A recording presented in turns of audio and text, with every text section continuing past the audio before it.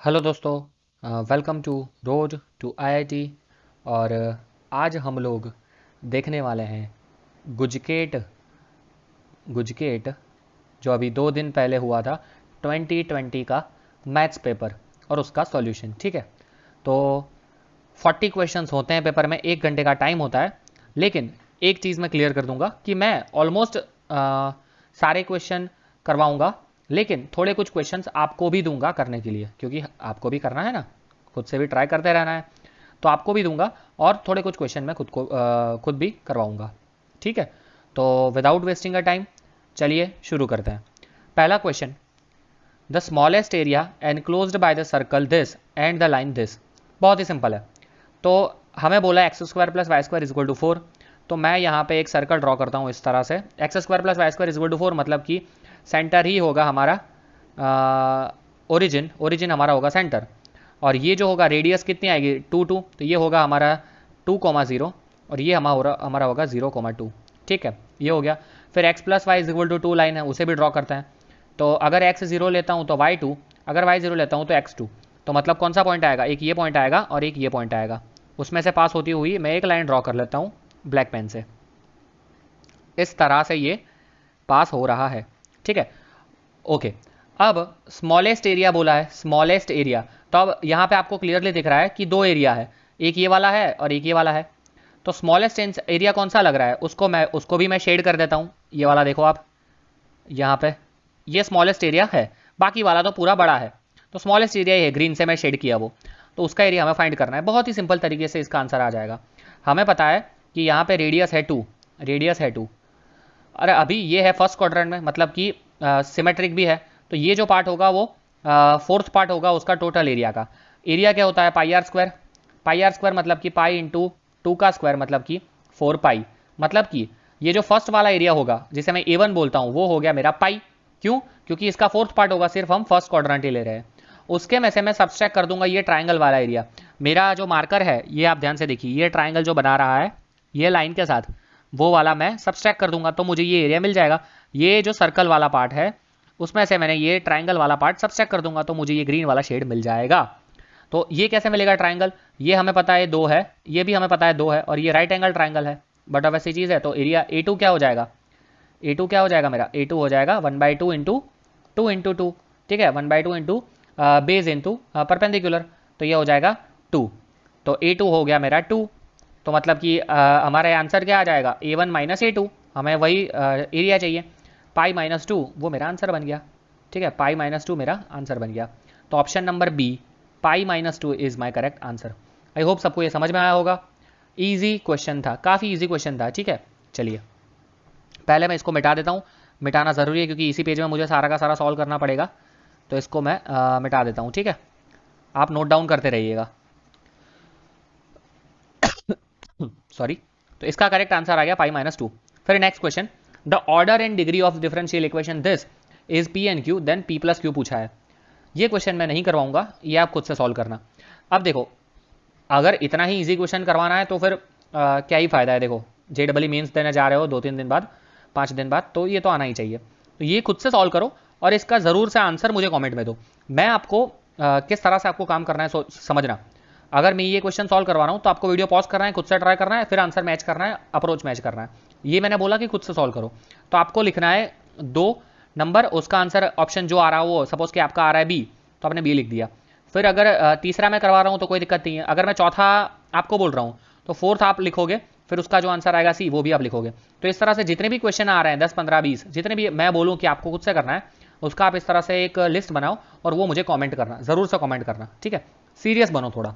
तो ये बहुत ही मतलब लल्लू क्वेश्चन बोलते हैं जिसे, ये वाला है, तो खुद से सॉल्व करना है। ओके, थोड़ा पेज ऊपर लेते हैं।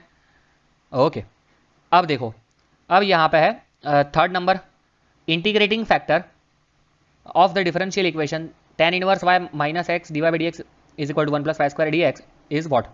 अब देखो, ये है ना इंटीग्रेटिंग फैक्टर पूछा है, तो मुझे पहले इसको जो लीनियर फॉर्म है उसमें कन्वर्ट करना पड़ेगा। तो अगर मैं लीनियर फॉर्म में कन्वर्ट करता हूँ, यहाँ पे देखना बहुत ईजी है ये भी। यहाँ पे समझो, d y by d x लेता हूँ मैं, d y by d x क्या हो जाएगा, d y by d x is equal to 1 + y² divided by tan inverse of y minus x. ये हो जाएगा 1 + y² upon tan inverse of y minus x. ये होगा, ठीक है। अब मेरे पास दो ऑप्शन है, या तो मैं क्या कर सकता हूँ, इन दोनों को सेपरेट दे सकता हूँ, 1/tan 1 y plus y square upon tan 1 y minus x. लेकिन लेकिन लेकिन वो हमारा एडजस्ट नहीं होगा। क्यों नहीं होगा, सोचो थोड़ा। क्योंकि हमारा जो फॉर्म है वो क्या बोलता है, dy बाई डी एक्स जो इक्वेशन है, वो एक नया पेज लेके लिख रहा हूँ, dy by d x plus p of x into y is equal to q of x. यही है एक हमारा फॉर्म। तो ये जो पूरा है ये पी ऑफ एक्स होना चाहिए, इंटू वाई होना चाहिए, और सामने क्यू ऑफ एक्स पूरा होना चाहिए अकेला, यहाँ पे कोई वाई का टर्म नहीं होना चाहिए। लेकिन अगर मैं इस तरह से करता हूँ, यहाँ पे सेपरेट देता हूँ, तो यहाँ फर्स्ट के नीचे ये आएगा, तब भी वाई का टर्म आएगा, और यहाँ पे भी वाई का टर्म आएगा, तो ये नहीं बनेगा। तो इसीलिए मुझे क्या करना पड़ेगा, इसको उल्टा कर देना पड़ेगा, मतलब कि d x by d y करना पड़ेगा। अगर d x by d y करता हूँ तो क्या हो जाएगा, tan inverse y minus x divided by 1 plus y square. अब इसमें देखो क्या होता है, ये हो जाएगा d y by d x is equal to tan inverse y upon 1 plus y square minus x upon 1 plus y square. अब ये मेरा हो गया है, ठीक है, अब ये मेरा रेडी हो गया। एक्चुअली ये d x by d y, sorry, ये क्या है, d x by d y, यहाँ पे देखो d x by d y, अब मैंने सेपरेट दिया है। तो अब देखो मैं इसको थोड़ा और रीजनरेट करता हूँ, ये क्या हो जाएगा, d x by d y, इसको उस साइड ले जाता हूँ, plus x upon 1 plus y square is equal to tan inverse y upon 1 plus y square. ये क्वेश्चन क्यों अच्छा है, क्योंकि 80% बच्चों को, 80 तो मैंने शायद तक ज़्यादा बोल दिया, 70 से 60% बच्चों को ये वाला फॉर्म नहीं पता होता है, एक्स वाले टर्म का, d x by d y वाला। सबको d y by d x वाला, मतलब कि ये जनरलाइज फॉर्म है, ये सबको पता होता है। लेकिन इसी तरह से एक्स वाला भी है, d x by d y is equal to, sorry, d x by d y plus, यहाँ पे अब आ जाएगा p of y into x is equal to q of y. ये भी एक टर्म है, लीनियर इक्वेशन है, ठीक है। This is also linear differential equation. तो अब यहाँ पे ये मैच कर रहा है, ये फॉर्म रेडी हो गया। देखो यहाँ पे सिर्फ वाई का ही फंक्शन है, पीछे लेता हूँ तो यहाँ पे देखो सिर्फ वाई का फंक्शन है, यहाँ पे एक्स मल्टीप्लीकेशन में, और नीचे वाई का फंक्शन भी है 1/1 प्लस वाई स्क्वायर, और d x plus d y भी है। तो अगर आपको इसका आंसर याद है, इसका इंटीग्रेटिंग फैक्टर क्या होता था, इसका इंटीग्रेटिंग फैक्टर होता था e raise to integration P of x d x, ये होता था। तो इस तरह से यहाँ क्या हो जाएगा, e raise to integrate factor e raise to integration P of y d y. तो ये क्या हो जाएगा, e to the power integration P of y क्या है यहाँ पे देखो एक्स के साथ मल्टीप्लीकेशन में क्या लिखा है, 1/1 plus y square, 1/1 plus y square और डी वाई। तो ये किसका है, ये है tan इनवर्स वाई। तो e to the power tan inverse y which is my correct answer. तो e to the power tan inverse option number A is correct. I hope सबको ये क्लियर हुआ होगा। दैट्स द रीज़न कि ये थोड़ा अच्छा क्वेश्चन था, ठीक है। तो आई होप सबने नोट डाउन भी किया होगा। ओके, फिर से इसको मिटाता हूँ, चलिए मिटाता नहीं हूँ, रहने देता हूँ, नया पेज में लिख लूँगा। 4th नंबर देखिए, the differential equation y dy by dx plus x is equal to k represents what. Again differential equation का है, सिंपल क्वेश्चन है, फिर भी करवा देता हूँ। y dy by dx plus क्या था, x इज इक्वल टू के। मुझे कुछ नहीं करना है, मुझे इसको सिंप्लीफाई करना है और मेरा आंसर आ जाएगा। y dy by dx is equal to k minus x, that implies k y dy is equal to k minus x d x. Let's integrate both the side. तो ये हो जाएगा y square by 2 is equal to k minus x का whole square by 2 plus C.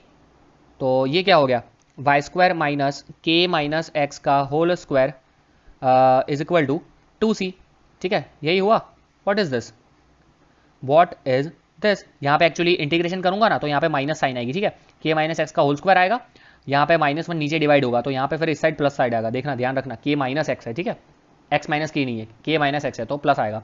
तो ये क्या है, this is nothing but a circles equation. तो मेरा आंसर आ गया simply circle. Option number C is my correct answer. I hope सबको समझ में आया होगा। चलिए आगे बढ़ते हैं नेक्स्ट सेट ऑफ क्वेश्चंस में। ओके, 5th नंबर का क्वेश्चन थोड़ा जूम करता हूँ आपके लिए, ध्यान से देखिए। हाँ, if a is equal to this, b is equal to this, c is equal to this, if a is perpendicular to lambda b plus c, then the value of lambda is what? ये करवा देता हूँ, चलो कोई दिक्कत नहीं है। 6th वाला नहीं करवाऊंगा कि 6th वाला जो अभी अभी लेटेस्ट वेक्टर का लाइव सेशन लिया था उसमें मैंने डिट्टो बैट एकदम कॉपी कैट सेम क्वेश्चन करवाया, तो ये मैं नहीं करवाऊंगा, ये आप खुद से करना। ओके, 5th वाला मैं करता हूँ। यहाँ पे बोला है a is perpendicular to lambda b plus c, तो पहले lambda b plus c find करते हैं अब यहीं से, lambda b प्लस सी, वेक्टर लिख नहीं रहा हूँ, ठीक है, बार बार, चलो लिख ही देता हूँ।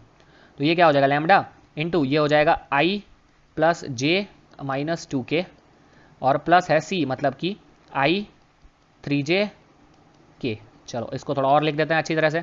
यहाँ पे आई कॉमन आ जाएगा तो अंदर क्या बचेगा lambda plus 1 plus lambda, plus J common आ जाएगा तो अंदर क्या बचेगा लैम्डा प्लस 3 और प्लस अगर के कॉमन ले लेता हूँ मैं के कैप तो क्या आएगा -2 लैम्डा -1 -2 लैम्डा -1 आ गया ये, ठीक है। ये क्या हो गया मेरा लैम्डा बी प्लस सी, ये मुझे फाइंड कर मिल गया। अब मुझे बोला है कि this is perpendicular to what a, अगर कोई ये भी एक वेक्टर ही है, this is one type of vector, ठीक है, lambda B plus C is also vector. अगर कोई दो वेक्टर परपेंडिकुलर है तो उनका डॉट प्रोडक्ट क्या होगा 0 होगा। तो मैं क्या करूँगा lambda B plus C dot A is equal to 0। तो लैम्डा बी प्लस सी मेरा क्या आया था, वापस जाके लिखना पड़ेगा 1 plus lambda I lambda plus 3 -2 lambda -1 1 plus lambda I फिर जे कैप लैम्डा प्लस 3 और के कैप -2 लैम्डा -1, ये आ गया इनटू क्या आएगा ए वेक्टर क्या था 2i माइनस जे के 2i माइनस जे प्लस के इज इक्वल टू 0। अब सिंपल मल्टीप्लिकेशन होगा तो यहाँ पे आ जाएगा 1 प्लस लैम्डा इंटू 2, ठीक है, और यहाँ पे आ जाएगा प्लस लैम्डा प्लस 3 इंटू -1 आएगा आगे, ठीक है, तो यहाँ पे -1 कर देता हूँ, ये हो जाएगा -1 और यहाँ पे आ जाएगा प्लस ये मल्टीप्लाई होगा तो -2 लैम्डा -1 इज इक्वल टू 0, ये हो गया। तो ये हो गया 2 minus plus 2 lambda lambda -3 -2 lambda -1 is equal to 0, ये हो गया।